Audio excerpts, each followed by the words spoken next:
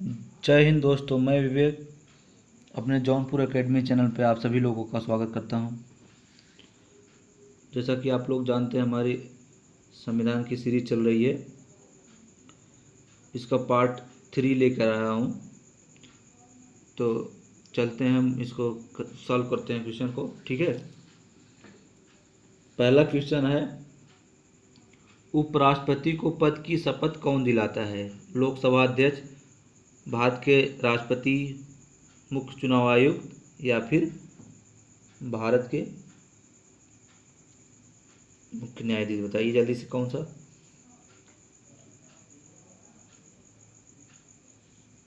भारत के राष्ट्रपति।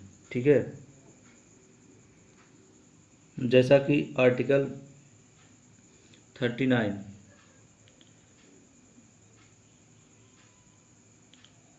नीति सिद्धांत है।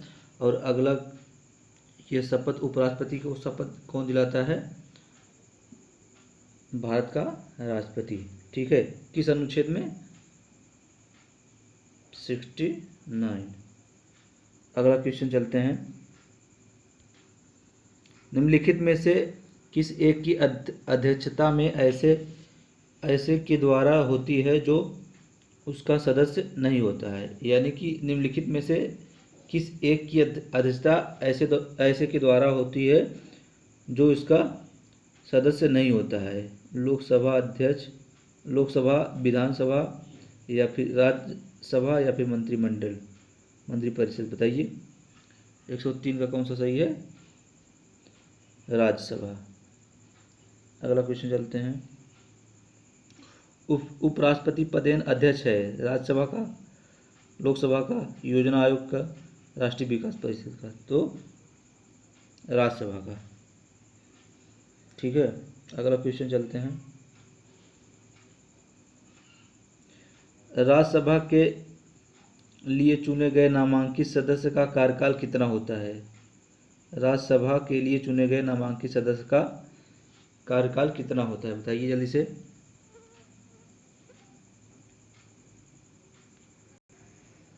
तो 6 साल होता है। जैसा कि आप लोग जानते हैं दोस्तों, प्रत्येक 2 वर्ष पर ये 1/3 सदस्य प्रत्येक 2 वर्ष पे ये रिटायर होते हैं। ठीक है, सेवानिवृत्त होते हैं। अगला क्वेश्चन चलते हैं,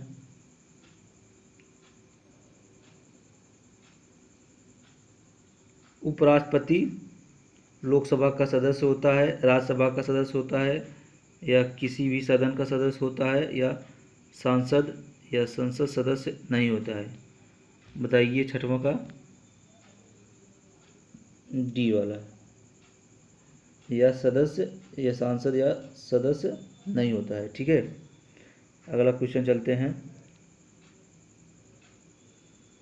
उपराष्ट्रपति अधिकतम कितनी अवधि तक राष्ट्रपति के रूप में कार्य कर सकते हैं? बताइए जल्दी से। 107 वाला क्वेश्चन, 6 माह तक। ठीक है, अगला क्वेश्चन चलते हैं, भारत का राष्ट्रपति किसका एक अभिन्न भाग है? संसद का, लोकसभा का, राज्यसभा का, मंत्रिपरिषद का? बताइए जल्दी से। तो संसद का। ठीक है, संसद के 3 अंग हैं, लोकसभा, राज्यसभा और राष्ट्रपति। ठीक है, अगला क्वेश्चन चलते हैं, राष्ट्रपति द्वारा संसद के लिए एंग्लो इंडियन समुदाय के कितने सदस्यों को नामित किया जा सकता है? 2, 4, 8 और डी राष्ट्रपति के विवेक आधार पर। तो बताइए इसका सही क्वेश्चन कौन सा होगा? 2। अगला क्वेश्चन है, भारतीय संविधान के अनुसार केंद्रीय मंत्री किसकी इच्छा रहने तक पद संभालेंगे? बताइए, भारत के राष्ट्रपति, भारत के प्रधानमंत्री, संसद या सर्वोच्च न्यायालय? बताइए, भारत के राष्ट्रपति। ठीक है, अगला क्वेश्चन चलते हैं, संसद के किसी भी सदन का सदस्य न होते हुए भी अधिकतम कितने समय के लिए कोई केंद्रीय मंत्री अपने पद पर रह सकता है? बताइए। 12 माह, 6 माह, 4 माह, 3 माह। इसका कौन सा आंसर सही होगा? 6 माह। ठीक है, अगला क्वेश्चन चलते हैं। राज्यसभा के सदस्य का निर्वाचन कितनी अवधि के लिए होता है? 2 वर्ष, 4 वर्ष, 5 वर्ष, 6 वर्ष। अभी मैं बताया 6 वर्ष। ठीक है, अगला क्वेश्चन चलते हैं।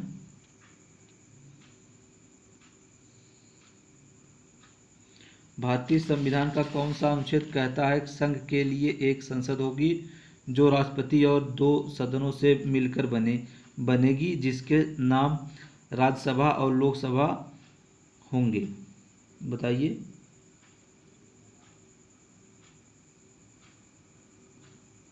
अनुच्छेद 79। ठीक है, अगला क्वेश्चन चलते हैं। राज्यसभा के लिए राष्ट्रपति द्वारा कितने सदस्य नामित किए जाते हैं? 2, 12, 15, 20। तो 12। ठीक है, आगे चलते हैं।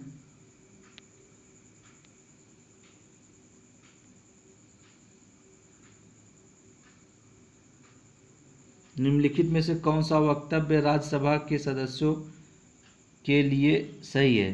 राज्यसभा के सदस्य को वही वेतन और अन्य लाभ मिलते हैं जो लोकसभा के सदस्य को मिलते हैं। बी, राज्यसभा के सदस्य एकल हस्तांतरणीय मत पद्धति के द्वारा राज्य विधानसभाओं द्वारा चुने जाते हैं। ऑप्शन ए केवल एक, ऑप्शन बी ए और बी दोनों नहीं, ऑप्शन सी केवल बी, ऑप्शन डी ए और बी दोनों। बताइए कौन सा सही है? 116 का डी, ए और बी दोनों। ठीक है,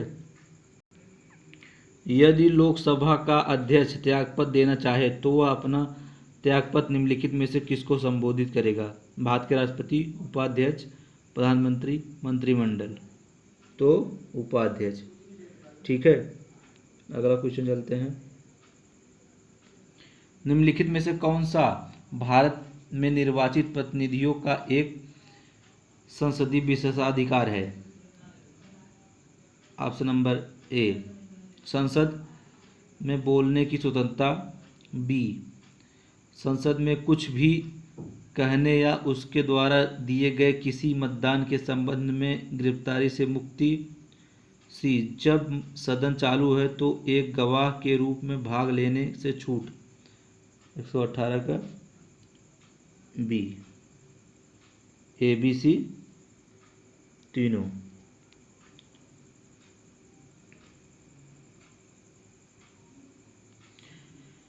जब राष्ट्रपति और उपराष्ट्रपति दोनों के पद एक साथ खाली हो तो राष्ट्रपति पद पर अस्थायी रूप से कौन काम करता है?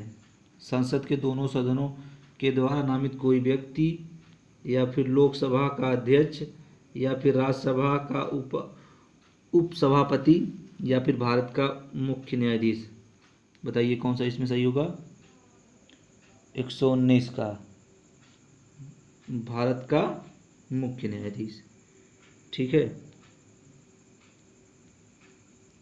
भारत के अटॉर्नी जनरल की नियुक्ति कौन करता है? भारत का मुख्यमंत्री, भारत का राष्ट्रपति, संघ का विधि मंत्री, या भारत का प्रधानमंत्री? बताइए कौन सा?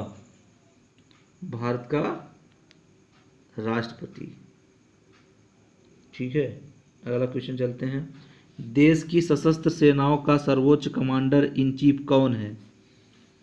रक्षा मंत्री, प्रधानमंत्री, तीनों सेनाओं में से वरिष्ठ चीफ, या राष्ट्रपति? बताइए कौन सा सही होगा? तो राष्ट्रपति। ठीक है,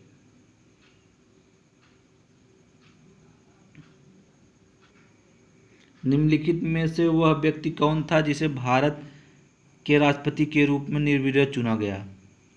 doctor Rajendra Prasad, doctor S Radhakrishnan, doctor N Sanjiva Reddy, doctor Shankar Dayal Sharma. बताइए 123 का कौन सा सही होगा? Doctor N Sanjiva Reddy. ठीक है, अगला क्वेश्चन चलते हैं।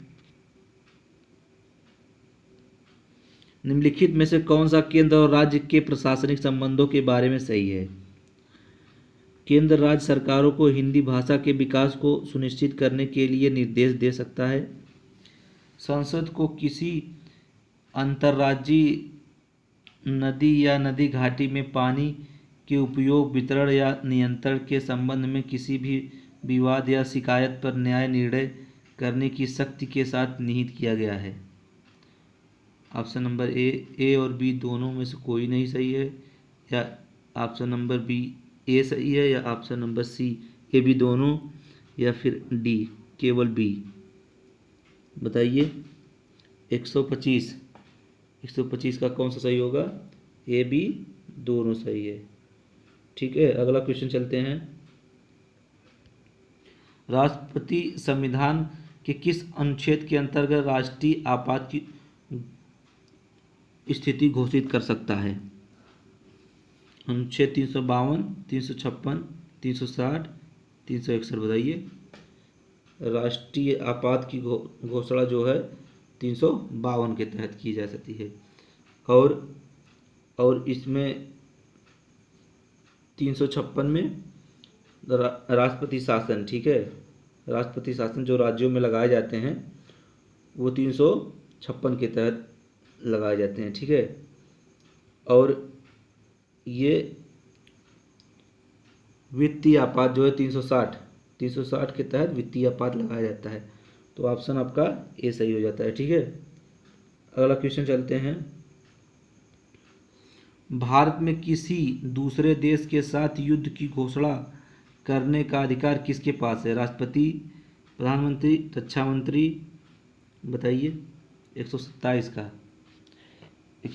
कौन सा सही है?